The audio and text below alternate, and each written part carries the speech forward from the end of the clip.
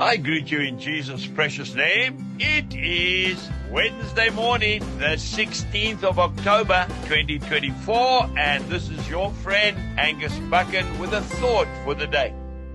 We go straight to the first book of Corinthians, chapter 10, verse 12. Therefore, let him who thinks he stands take heed lest he fall.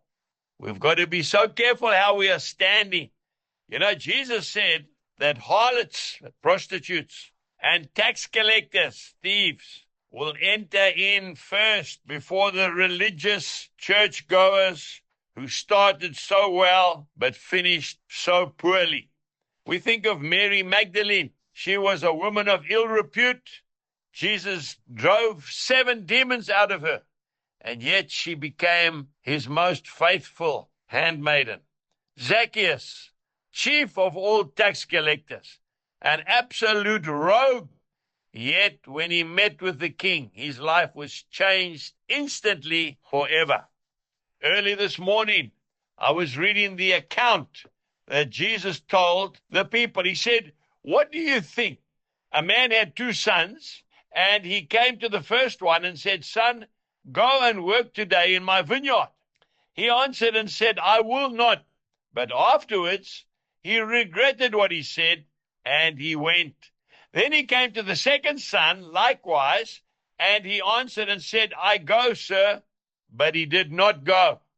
Which of the 2 did the will of his father?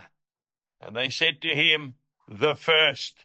You can find that in Matthew chapter 21, reading from 28. You know, folks, I remember as a brand new Christian, I think I'd known the Lord for 3 months. I was so on fire for God. What do they say? You need to lock a new Christian up for 6 months because he's like a bull in a china shop. But rather have that fire and that zeal and that love and that excitement for Christ than to just carry on doing the old thing. I had the privilege of preaching in our little church in Greytown for the first time ever. I was so excited. I was in a cold sweat. I was standing in the vestry behind the church building, and the elders had put their hands on me and they were praying for me. And one old lay preacher, after they'd finished praying, he walked up to me and he said to me, son, get in there and preach because I've done my bit. You know, as a brand new Christian, 3 months old in the Lord, I couldn't understand what he was saying. How can you ever do your bit? How can you ever say, I've done enough for the blood that Jesus shed on the cross of Calvary for your sins? I was very devastated. I've never forgotten that. We need to be so careful that we finish strong, on fire for the Lord, and not taper off and say, I've done my bit.